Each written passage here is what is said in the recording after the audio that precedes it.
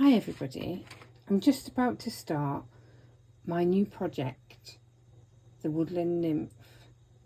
I thought it might be nice to do a video on how I prepare for my new start. This includes the new threads, the fabric and the speciality threads that I'm going to use. The first thing I do is print out the usage chart or the key, and I mark off which threads I have and which threads I don't. Unfortunately, over a year ago, I had a bit of an argument with a cup of tea, which caused me to discard quite a few threads out of my boxes. So as you can see, all the threads with the dots I haven't got wound, so I've got a bit of winding to do. The next thing I do is list on my Paco needle minder the key symbols that I'm going to use in the project. And as you can see from here, this one has quite a few numbers and symbols, so I've already taken out a length of the ones that I've got and added them to the Paco needle minder. When I've finished and got them all wound, I'll be back for the next step. Keep watching. Hi everyone, we've now got the thread all wound onto the needle keepers for the Woodland Nymph. It wasn't a Mary Poppins moment. I had to wind them all on and it took me a few nights. Luckily, I found a good series to watch while I was doing it. You can now see the colour palette that is used in her.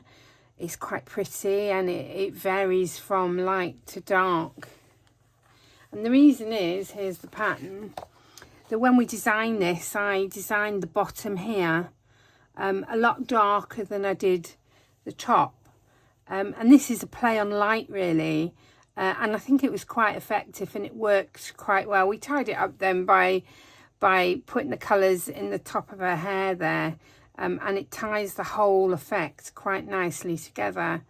We also had to be quite careful then when we chose the fabric, because obviously if she's light up the top and you wanted to use a darker fabric, you might lose the flowers at the bottom.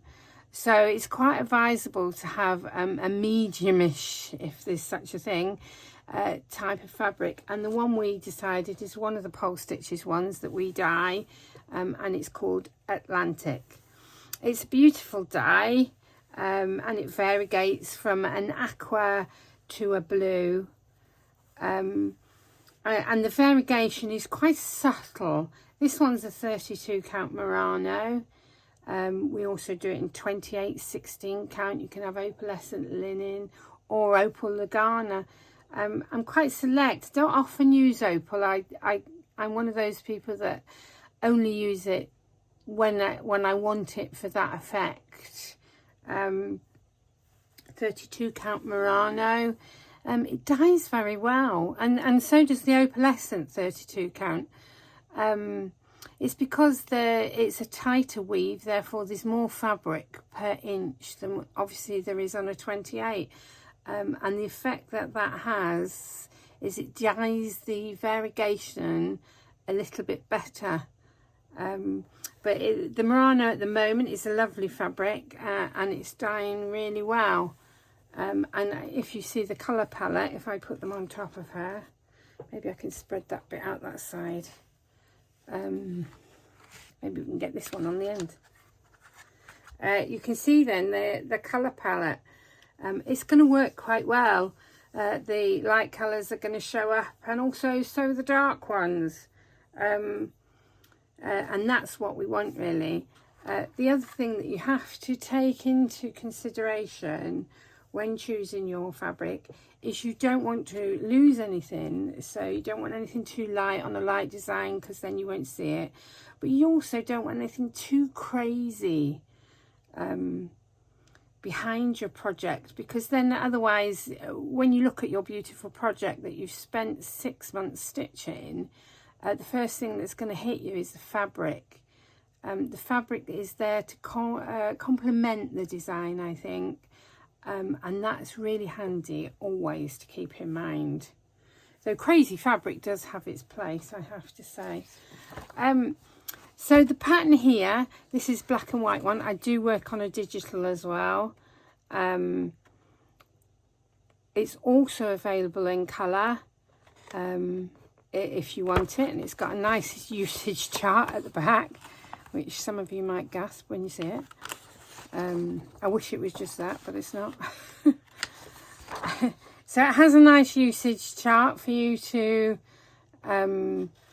use when ordering your threads. Luckily I only had one Krynic braid, and that's my saving grace really. No beads on this one, I don't think. And I always bead at the end.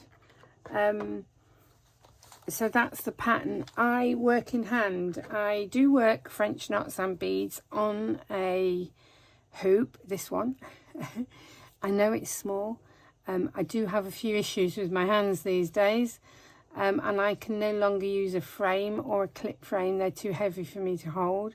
So I have this, I work in hand, and I have a tiny little frame that comes in occasionally.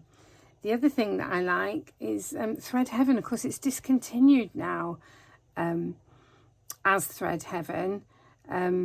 I've got 2 pots here. I always use 2 pots, one for light threads, one for dark threads. And what I kind of do, you can see it's a bit muggy on the top. To make it fresh, obviously for a previous project, I turn it over and pop it in, press it down, and then we're all ready to start again. So I'll most probably use that one for my dark colours this time, and I try and keep this bit on. It just saves me forever losing the lid. So that's all right. Of course, nowadays it's been replaced by Thread Magic. Haven't tried it yet. I'll be interested to try it. You can see it's got a bit of a different top that you pull your thread down between the prongs and pull it through. I haven't tried it, as I say. I'd be interested to anybody leave comments in the thread if you've tried it. I'd be interested to read them. And lastly then, we've got my Krynic thread. I'm very lucky. It's the same one as I did my last project. And hopefully it might be enough, if I'm lucky, to get through to this one, as they're expensive little reels now. I also, yeah, it's very handy to use the Thread Heaven or Thread Magic nowadays on these, as it will go through your fabric so much better, giving it smooth rather than that rough pull through the fabric. So try Thread Heaven on that if you have problems with your thread. Luckily, the other nice thing about this is Krynic is far superior to most other metallics, as it doesn't split. Some split and then you get that thread in the middle, and then you have to start again. No, Krynic is the one to use, even though it is a little bit more expensive. And there you go, I'm ready to start. I have marked my stitch in the middle of my fabric.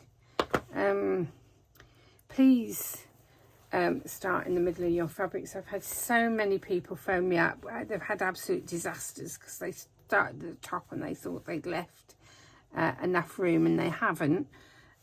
I always start in the middle. I just put a little stitch there to remind me where it is. It comes out later on.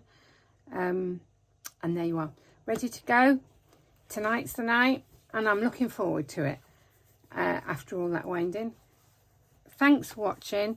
If you would like to see any more, please hit subscribe. Thank you very much.